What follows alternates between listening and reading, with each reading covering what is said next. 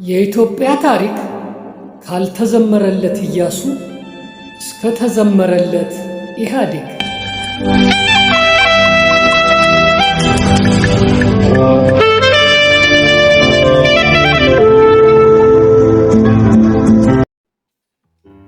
ደራሲ ፍስሐ ያዜ ካሳ።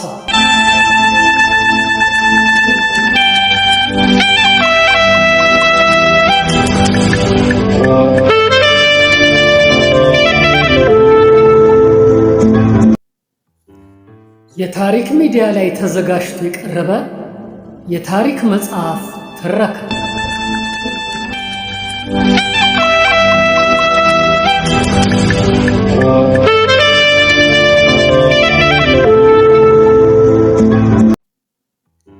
መጽሐፉ የታተመው በ2004 ዓመተ ምህረት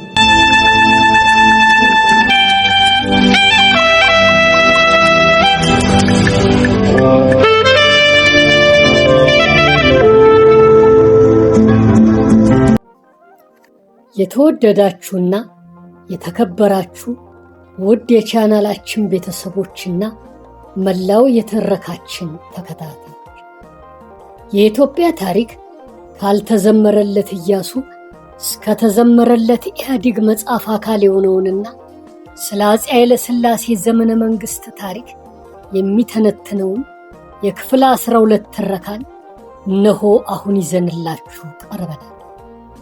እናንተም ሙሉውን ትረካ በትኩረት እንድታዳምጡና እንድትከታተሉ በትህትና እንጠይቃችኋለን። የደወሏን ምልክት እየተጫናችሁ ሰብስክራይብ በማድረግ የታሪክ ሚዲያ ቻናላችንን ተቀላቀሉልን። ላይክ እያደረጋችሁም ለእኛ ያላችሁን ድጋፍና ከበሬታ አሳዩ። ሼር እያደረጋችሁ ለሌሎች በማዳረስ ሌሎችም ቻናላችንን ተቀላቅለው ታሪኮችን እንዲያጣጥሙ አበረታቱልን። በኮሜንት ቦታ ላይ መጨመር፣ መቀነስ፣ መሻሻል፣ መስተካከል አለበት የምትሉት ሐሳብና አስተያየት እንዲሁም እንዲተረክላችሁ የምትፈልጉት መጽሐፍ ወይም ታሪካዊ ክንውን ካለ ጽፋችሁ አስቀምጡልን እያልን አሁን ወደ ሙሉ ትረካው እናመራለን።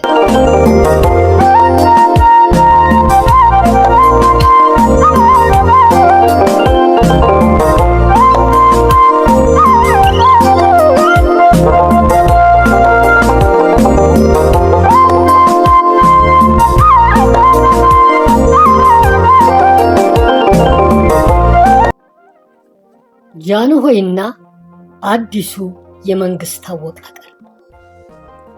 አፄ ኃይለ ሥላሴ ከስደት ከተመለሱበት ከሚያዝያ 27 ቀን 1933 ዓመተ ምህረት ጀምሮ እስከ 1966 ዓመተ ምህረት ያለ እረፍት ይችን አገር ለመገንባት በተቻላቸው ሁሉ ጥረዋል።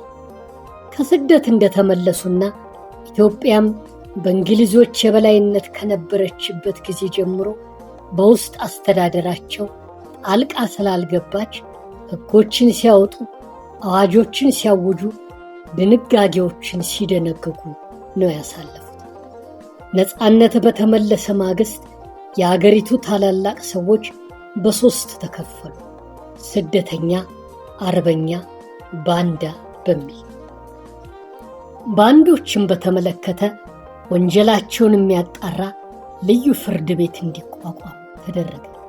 በስደተኞችና በአርበኞች መካከል ግን ከረር ያለ ውዝግብ ተፈጠረ። በዚህ ላይ አንዱ የአንዱን ስም በከንቱ እያነሳ መወንጀል፣ የግል ቂም በቀልን ለማወጣት በሐሰት ስም ማጥፋት፣ ሹመት ለማግኘት ያልነበሩትን ነበርን ማለትና የመሳሰሉትን ጉዳዮች ለፍርድ የማይመች ሁኔታን ፈጠሩ። ንጉሡ ስደተኞችን ማስከፋት አልፈለጉም። ራሳቸውም ስደተኛ ናቸው። አርበኞችን ማግለል አይችሉም፣ ከሃዲ መባልን ይፈራሉ። ባንዶችንም በሙሉ ማጥፋት አይችሉም፣ አገር ምድሩ ባንዳ ነበርና። በዚሁ ዝግብ አርበኞች ተሸነፉ። ስደተኞች ትልልቁን ስልጣን ያዙ። እዚህ ላይ ፍትሐዊ የስልጣን ክፍፍል አለመደረጉ ብዙዎችን አሳዝኗል። ለተሿሚዎችም ሰፋፊ መሬት ተሰጣቸው። ንጉሡ ከስደት መልስ የመጀመሪያ ሥራቸው ያደረጉት የሚኒስቴሮች ምክር ቤት አዲስ ሹመትን ማጽደቅ ነበር። ከዚያ ጊዜ ጀምሮ ማለትም ከ1933 ዓ.ም በኋላ ባሉት ተከታታይ ዓመታት አዳዲስ ሕግና ደንቦች እየቆሙ የነበሩት እየተሻሻሉ አዲስ አስተዳደራዊ መዋቅር ለመዘርጋት ተቻለ። ለምሳሌ በ1934ቱ የአገር ግዛት ደንብ መሠረት ኢትዮጵያን በ12 የሸዋ፣ የአርሲ፣ የሐረርጌ፣ የሲዳሞ፣ የጋሞ ጎፋ፣ የከፋ፣ የኢሉባቡር፣ የወለጋ፣ የጎጃም፣ የበጌ ምድር፣ የወሎ፣ የትግራይ ተብለው ተከፈሉ። የአውራጃ ግዛት ተብለው ተከፍሎ የነበረ ቢሆንም በኋላ በ1938 ጠቅላይ ግዛት ተሰኙና ለግብር አሰባሰብ ምቹ እንዲሆኑ ተደረገ። ከዚያ በኋላ ነው ኤርትራ ስትጨመር 13፣ በሐረርጌ ግዛት ስር የነበረው ባሌ ራሱን ሲችል 14 ይሆኑ። አዲስ አበባም እምብርት ተብላ በ1940 የጠቅላይ ግዛት ማዕረግ ተሰጣት። በመጀመሪያው ሹመት የሀገር ግዛት፣ የጽሕፈት፣ የውጭ ጉዳይ፣ የትምህርት፣ የፍርድ፣ የንግድና ኢንዱስትሪ፣ የፖስታ፣ የቴሌግራፍና የቴሌፎን መስሪያ ቤቶች እንደ አዲስ ተዋቀሩ። በየጊዜውም እየበዙ እየሰፉ ሄደዋል። በዚህ መሰሉ የማዕከልና የክፍለ ሀገር ክፍፍል መሠረት አዲሱ የሀገር ግዛት ደንብ ተግባራዊ ሆነና ዋናውን ሥልጣንና ሰፊውን ሥራ የሀገር ግዛት ሚኒስቴር የሚሠራው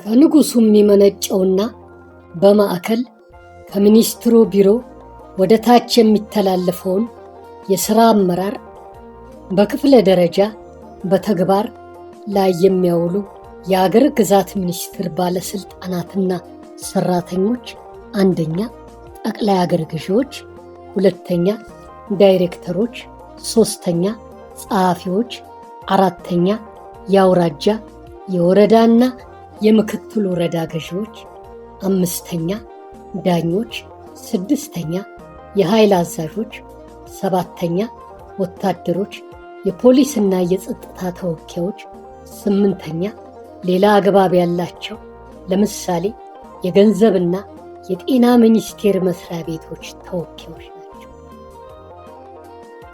በአንድ በኩል በጸጥታ፣ በፖሊስ፣ በወህኒ ቤት፣ በጠረፍ ጥበቃና በኢሚግሬሽን ክፍሎች አማካኝነት የመንግስትን ደህንነትና ጸጥታ መጠበቅ፣ በሌላ በኩል በልዩ ልዩ የግብር፣ የቀረጥና የብድር ምንጮች የመንግስትን የገንዘብ ገቢ መጠን ማሳደግ ናቸው። በአዲሱ መንግስታዊ አወቃቀር ላይ ታማኝ ባለሥልጣናትን እየሾሙ የሁሉም የበላይ ንጉሠ ነገሥቱ ሆነው ሚኒስትሮች እስከ ቀበሌ ድረስ ሥራው በተዋረድ እንዲቀጥል እያደረጉ በደሞዝ መስራት ጀመሩ። እንደተባለውም የመንግሥት ገቢ በግብር፣ በቀረጥ፣ በአገልግሎት ክፍያዎች ላይ ተመሠረተ። የገቢ አሰባሰብን በተመለከተም በተለያዩ ጊዜያት ልዩ ልዩ ድንጋጌዎች እየወጡ ተግባራዊ ተደረጉ። ከ1928 እስከ 1933 የነበረው የፋሽስቶች ቆይታ የንጉሡን ሥልጣን ለማጠናከር ረድቷል። ለአብነት ያህል አንዳንድ ተቃዋሚዎቻቸው ተደምስሰዋል። የየመኳንንቱና መሳፍንቱ የግል ጦር ፈርሷል።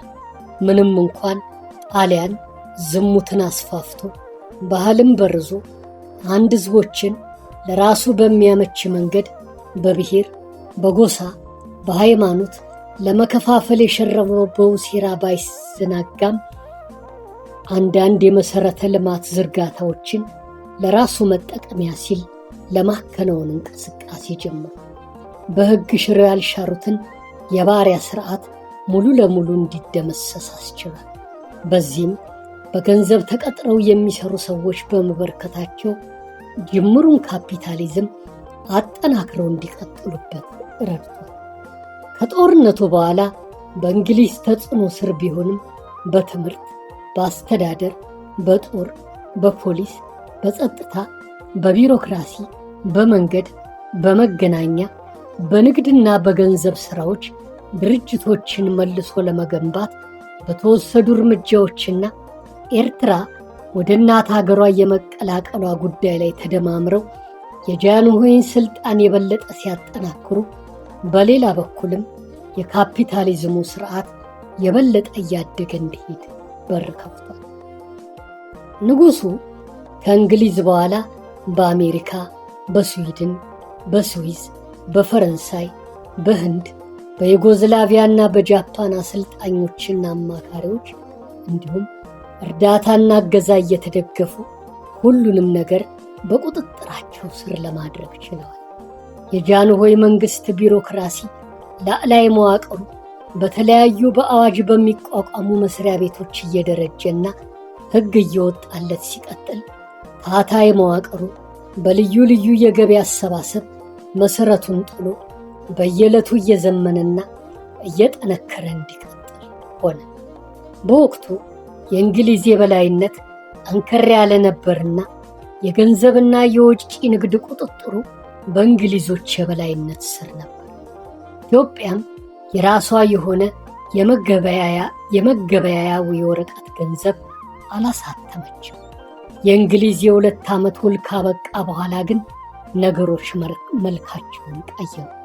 ከዚህ ቀደም የኢትዮጵያ የመገበያያ ገንዘቦች የማሪያ ትሬዛ፣ የኢጣሊያ ሊሬ፣ የእንግሊዝ ፓውንድ ስተርሊንግና የምስራቅ አፍሪካ ሽልንጎች ነበሩ።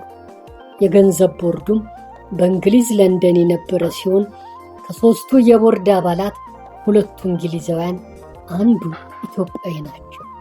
በ1937 ዓ.ም ኢትዮጵያ የራሷን የኢትዮጵያ ብር አሳተመች። ስርዓት ያልነበረው የኢኮኖሚ መዋቅር ዘመናዊ የሆነ ሄደ። እጅግ ዘመናዊ የተባለው የግብር አሰባሰብና አጠቃላይ የበጀት ስርዓቱ ተግባራዊ መሆን የጀመረው በ1953 ይሁን እንጂ ከነጻነት በኋላ ዘመናዊ የበጀት ስርዓትን ተግባራዊ ማድረግ ተችሏል።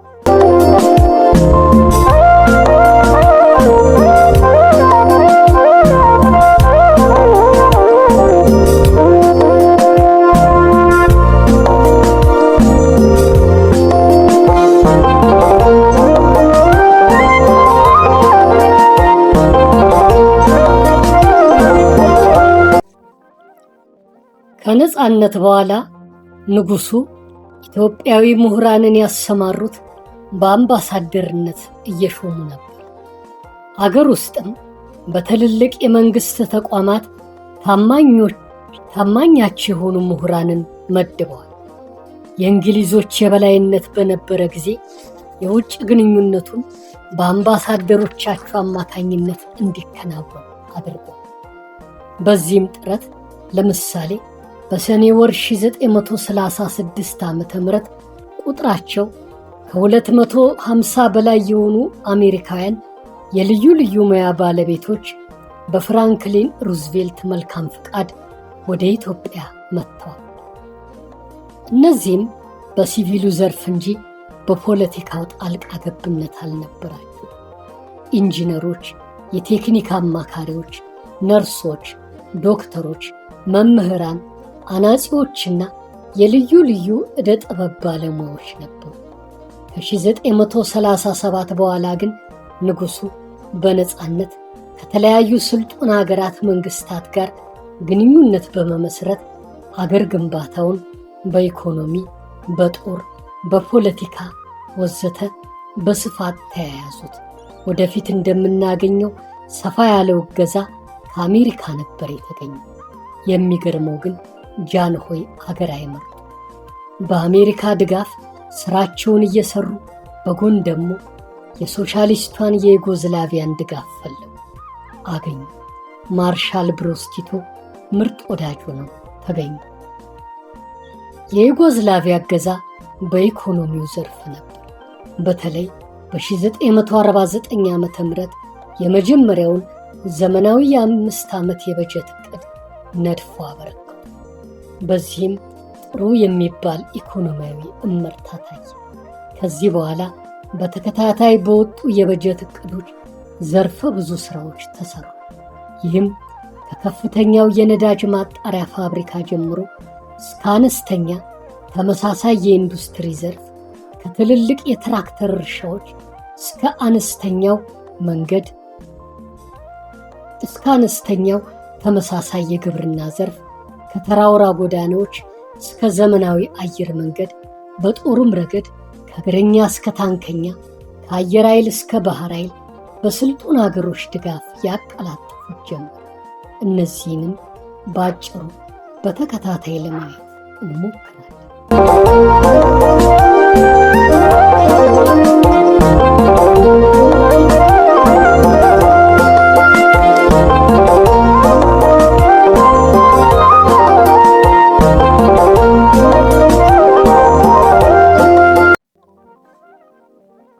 የጃንሆይ መሬትና እርሻ በ1930ዎቹ አጠቃላዩ የኢትዮጵያ ሕዝብ ቁጥር የኤርትራን ሕዝብ ሳይጨምር 20 ሚሊዮን ያህል ነበር።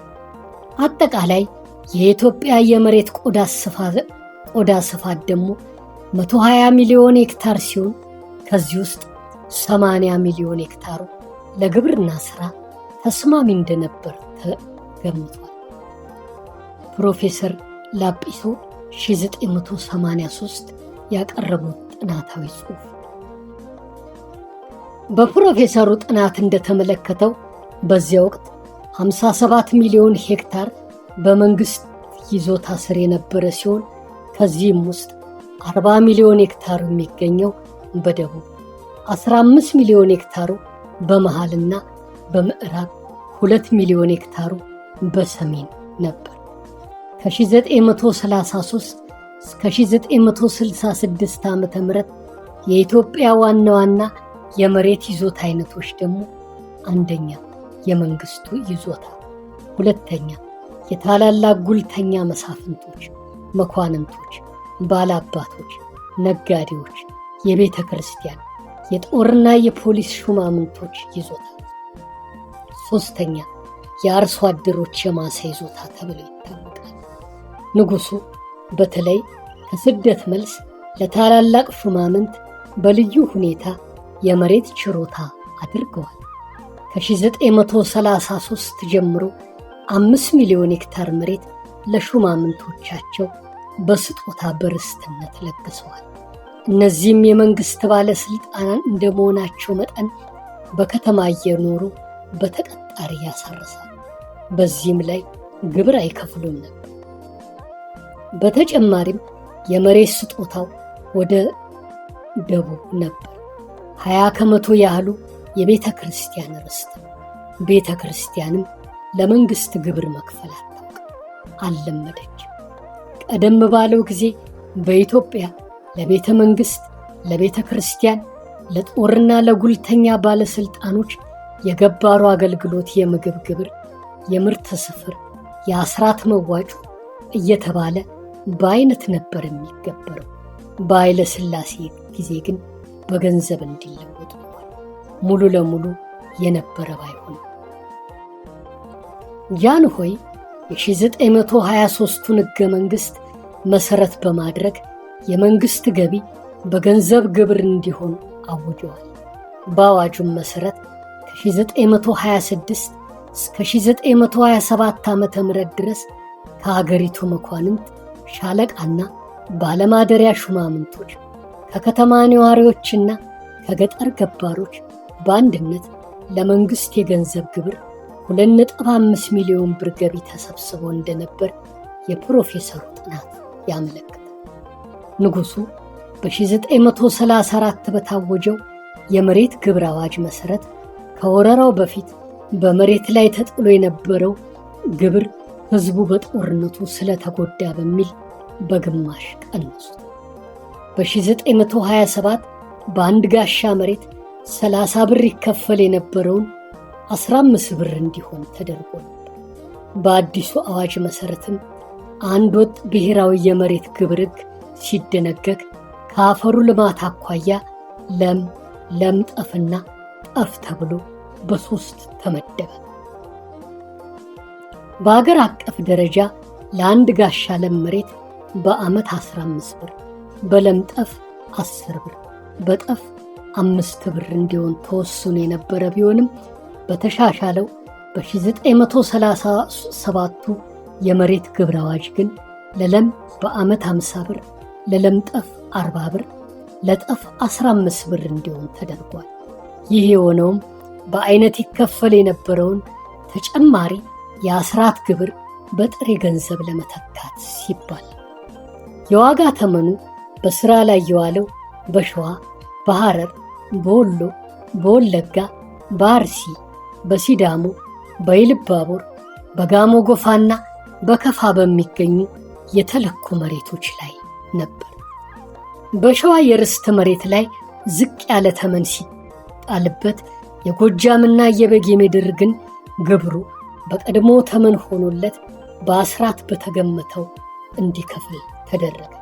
ከዚህ እርምጃ ጋር በተያያዘም ቀደም ሲል በገበሬው ላይ ተጭኖ የነበሩት ልዩ ልዩ ክፍያዎችና የጉልበት ሥራዎች ተሽረዋል። ነገር ግን አዋጁ በበታች ሹማምንት እየተጣሰ ገበሬው ሕገ ወጥ ጭቆና አልቀረለት። የንጉሡ ሥርዓት ያለው የግብር አሰባሰብ ዓላማም ግቡን ሊመታ አልቻለም። በስተ መጨረሻ ከፍተኛው ዓመታዊ ግብር 80 ብር የደረሰበት ሁኔታ ሲኖር በ1958 ዓ.ም በታወጀው ሦስተኛው የመሬት ግብር አዋጅ መሠረት ባለመሬቶች ግብሩን እንደ ቀድሞ ለጉልተኛ ሳይሆን በቀጥታ ለመንግሥት እንዲያስገቡ ተደነገገ። ፕሮፌሰር ባህሩ ዘውዴ ይህ እርምጃ ተፈጻሚነት ቢያገኝ ኖሮ ርስተ ጉልትንና ሲሶ ጉልትን የመሻር ያህል ነበር። ነገር ግን እንዲህ አይነቶቹ ባለመብቶች በተለይም ርስተ ጉልተኞች ከፖለቲካ ስልጣን ጋር ባላቸው የተሳሰረ ግንኙነት ተጠቅመው የአዋጁን ተግባራዊነት ለማሰናከል ችለዋል። የቤተ ክህነትን የጉልት መብት የመንካቱ ጉዳይ እንደሆነም ከቶም አልታሰበም በማለት ያብራሩታል።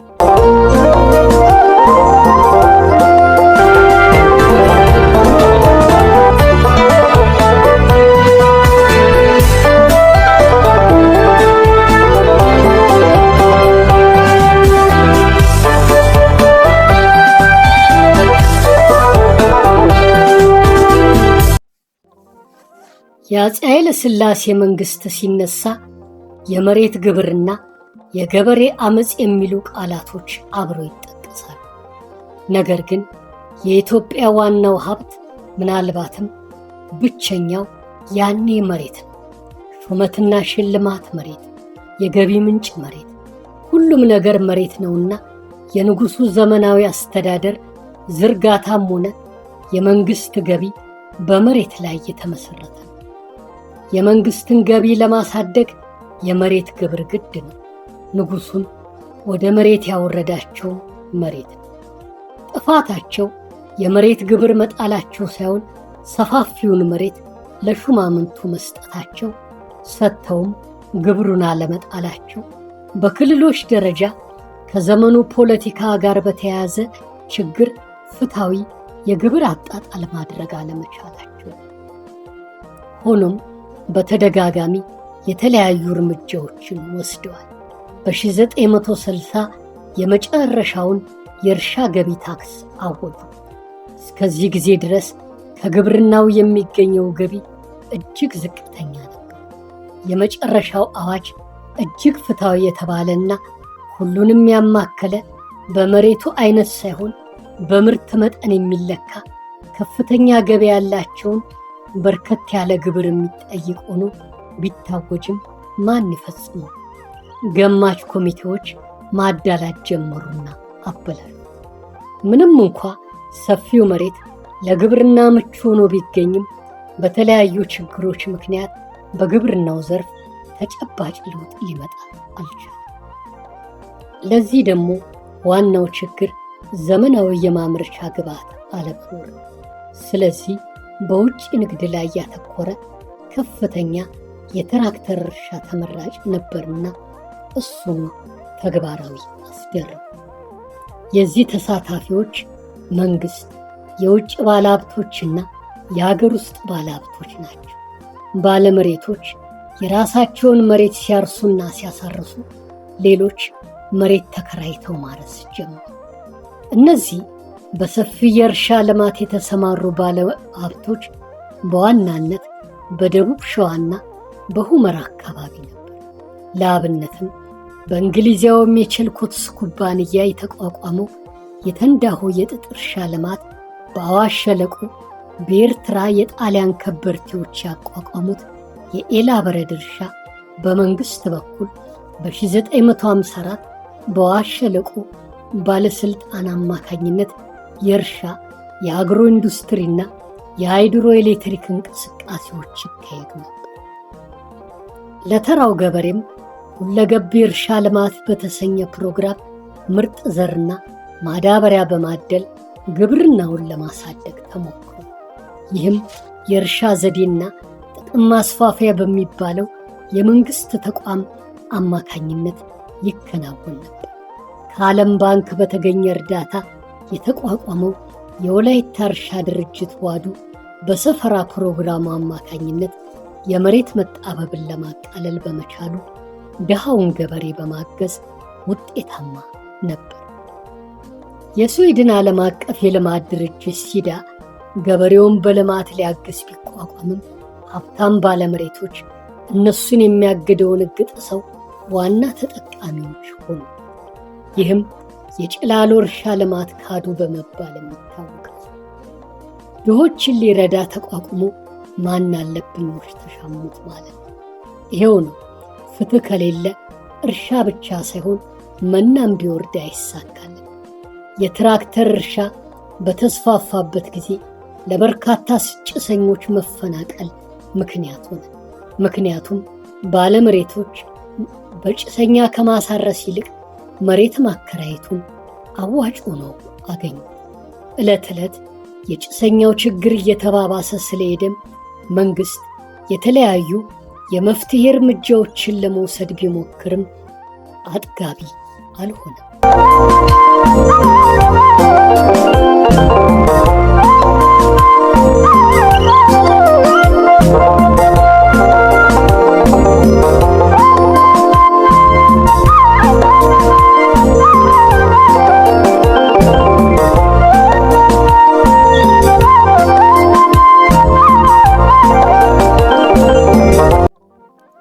በዚህ ረገድ መንግሥት የጭሰኛውን ሁኔታ በሚመለከት በ1954 አንድ ኮሚቴ እንዲቋቋም አድርጎ ነበር።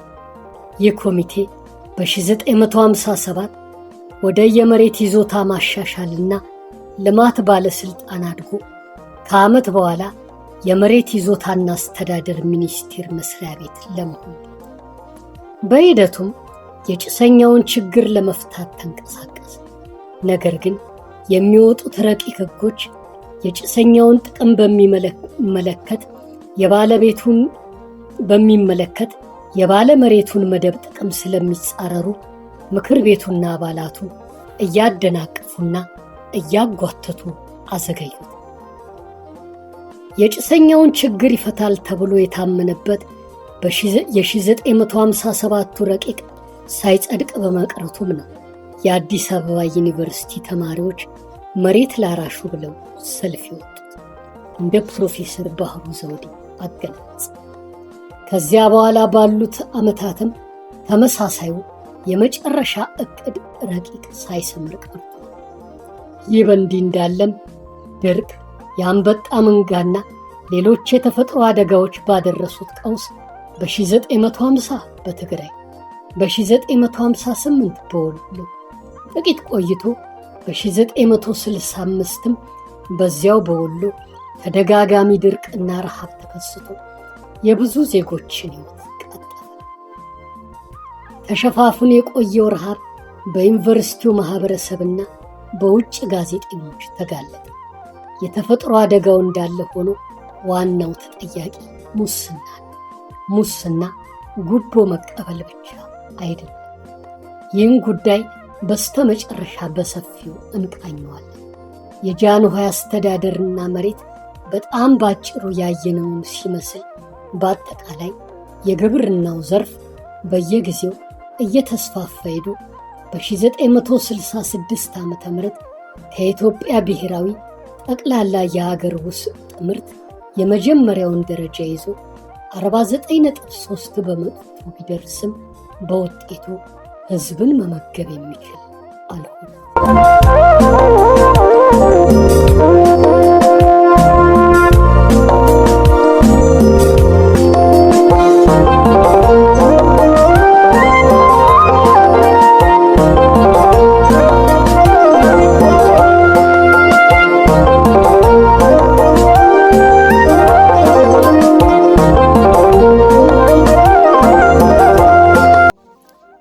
የኢትዮጵያ ታሪክ ካልተዘመረለት ኢያሱ እስከ ተዘመረለት ኢህአዴግ መጽሐፍ ክፍል 12 ትረካ በዚሁ ተጠናቋል።